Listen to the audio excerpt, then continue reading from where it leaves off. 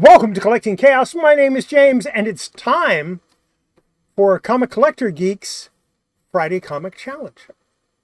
There's a comic cover challenge. I don't remember. I think it's Friday Comic Challenge. And this week, it's Thanksgiving. So I hope everybody had a great Thanksgiving. But what this one is all about is comics that for some reason or another we are thankful for having in our collections. And I first started doing this, I thought this is not going to be easy. This is going to be a tough one. I was so wrong.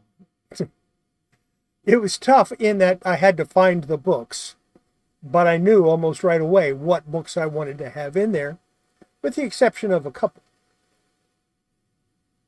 And I actually have 11 comics, not 10. So the last one will be a special, a special ad.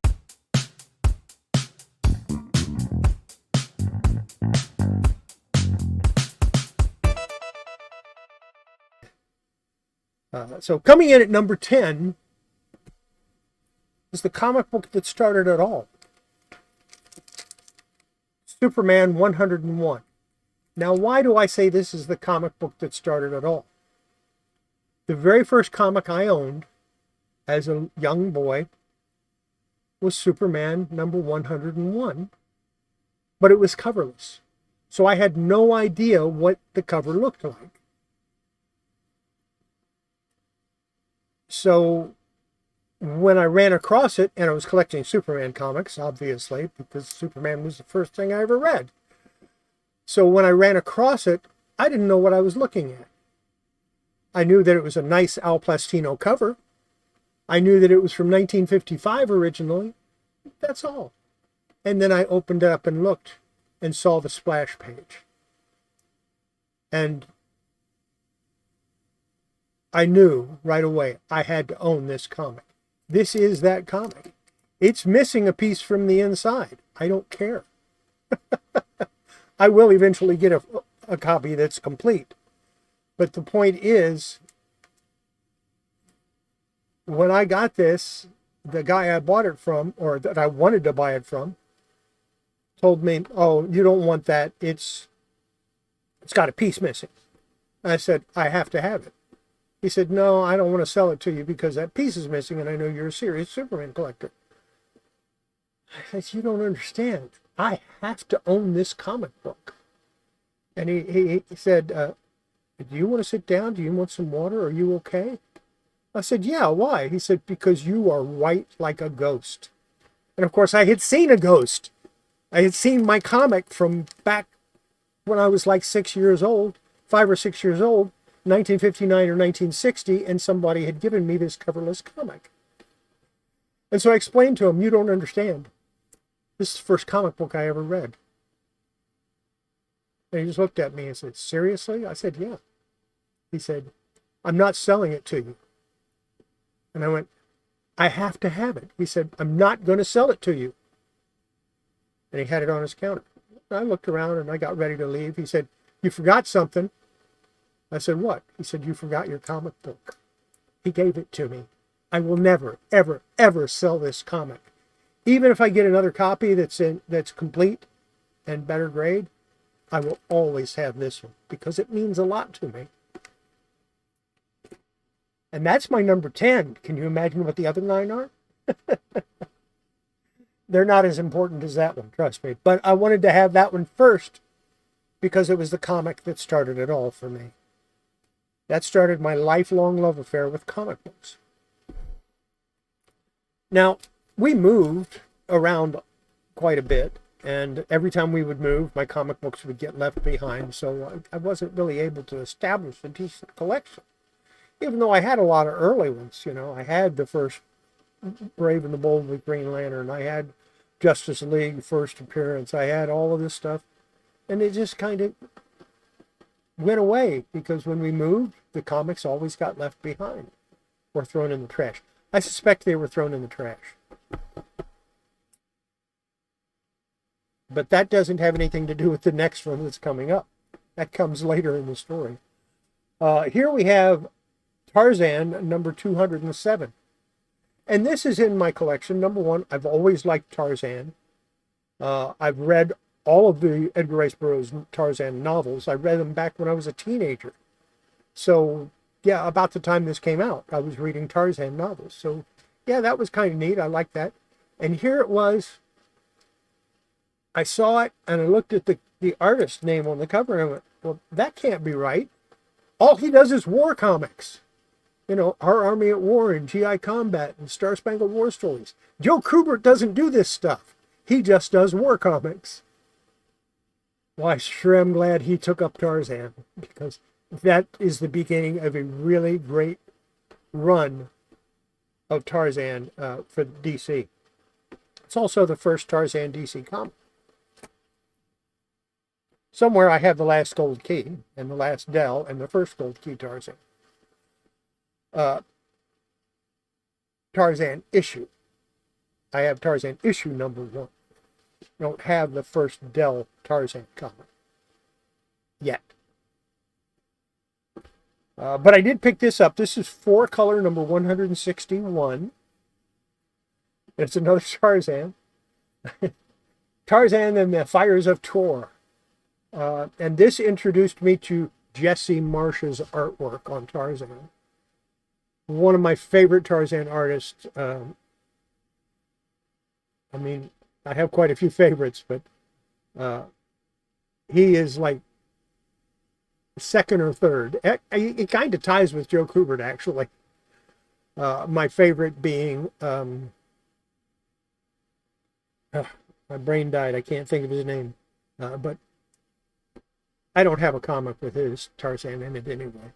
I do have a couple of individual strips somewhere by Vern Hogarth, and that is the greatest comic. I was going to say he's the greatest Tarzan comic artist of all time, but I'm going to go a step further. I'm going to say he was the greatest comic artist of all time. He literally wrote the books on human anatomy. And that's why that's number 7. Number 6. I like Godzilla. But I can't afford the Godzilla comics.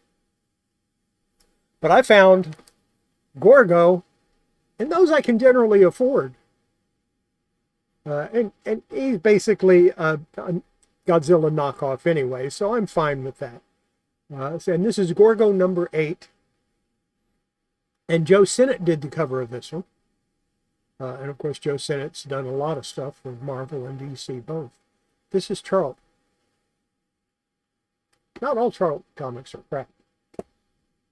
Sorry about that green flash. I don't know what causes that. It just happens. Next up,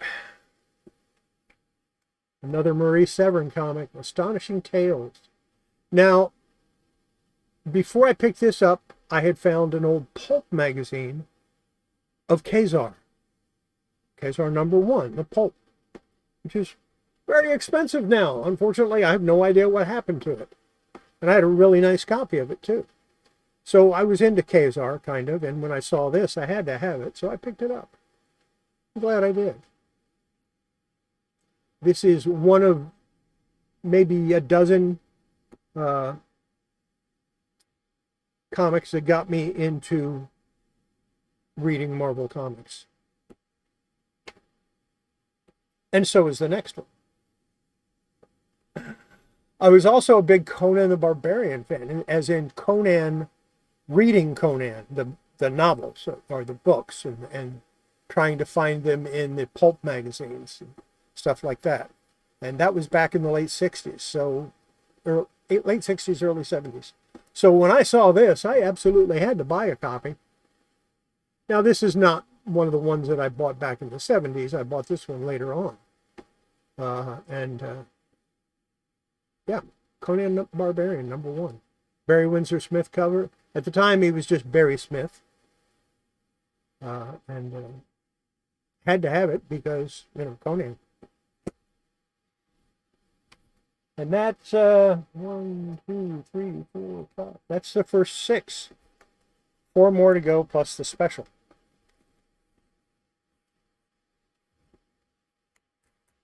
The next one is from 1948, and it's Daredevil, and it has an early appearance of the Little Wise Guys. And the reason I like this one so much is it introduced me to Charles Biro's artwork. It's great artwork. I love it. It's from, like I said, 1948. It's number 46. Now you might be wondering, well, why isn't it in a bag and a board? Well, it doesn't yet deserve a bag and a board because it needs some serious love. It's got tape all over the front cover. It's got tape on the spine and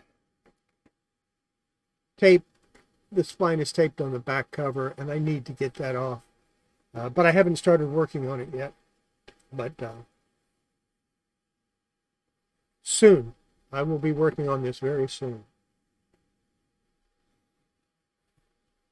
And Charles Biro, great artist. I really like it. Now, those that know me a little better know that I like Western comics.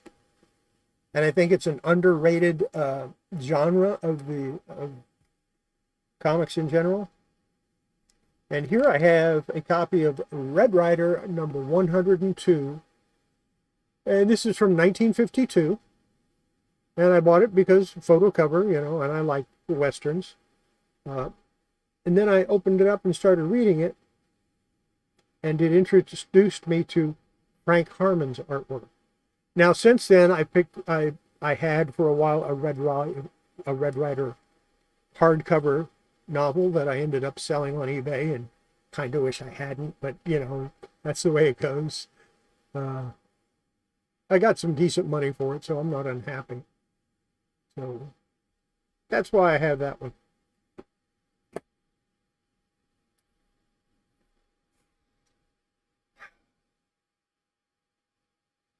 I picked this comic up on a whim in a back issue bin. I was looking through. I didn't want to pay the $1, $2 that they were charging for comics back in the late 80s when I got out of the Army and I started getting back into comics. But I kind of liked the way this cover looked, so I decided to pick it up. And it's a Vanguard Illustrated number 2. So it's obvious why I picked it up. I didn't know at the time anything about Dave Stevens. I just know I liked it. And it was like 75 cents, so I went ahead and bought it. Yeah, that's the price of a new comic. But this looked really good. And I like science fiction, and I like good girl art, which I didn't understand that that's what this was at the time. So I picked it up, and it kind of got me back into comics. But more importantly, it got me into the PC brand of comics, which I have started collecting. And I'm getting really close to having all of those. And of course, it got me hooked on Dave Stevens artwork. And I have almost all of the Dave Stevens comics, or the comics that he has art in or did the covers for. It's getting close. That's why this is my number 2. Because Dave Stevens, in my opinion, was, and I hate to have to say was, but it's true, was the best girl artist, or artist for good girl type art of the 80s and 90s. Hands down. Nobody can compete with him, in my opinion. And my number 1 pick. Not a huge deal. It's from 1947. It's Superman 46. Got a Wayne Boring cover. And that's not that important. But here's the deal. Here's why this is my number 1. My wife gave me some money and said, go buy an old Superman comic. And I did. So my wife bought this comic for me. It's the only comic she has ever actually bought me. And it means the most to me. Because it showed me that she supported my hobby of collecting comics. And that's why it's my number one. And that's my 10. But wait, I said I was going to show you another one. How about a Joe Musil cover? Ace Comics number 18. Now, why is this one my number 11 or my number 0? Why has it got special meaning for me? Well, it's from 1938. And it's the oldest comic I own. And for that, I'm kind of thankful. And that's the 10 comics that I'm thankful for having. That's it for this one. Make sure you check out some of the other people who do the Friday Comic Challenge by clicking that pound sign that's in my description. And check out some of the other people that do it. In the meantime, have yourself a great day and a great weekend, and we'll see you on Monday morning with my next installment of whatever comic I happen to be from. Pep 158. Bye.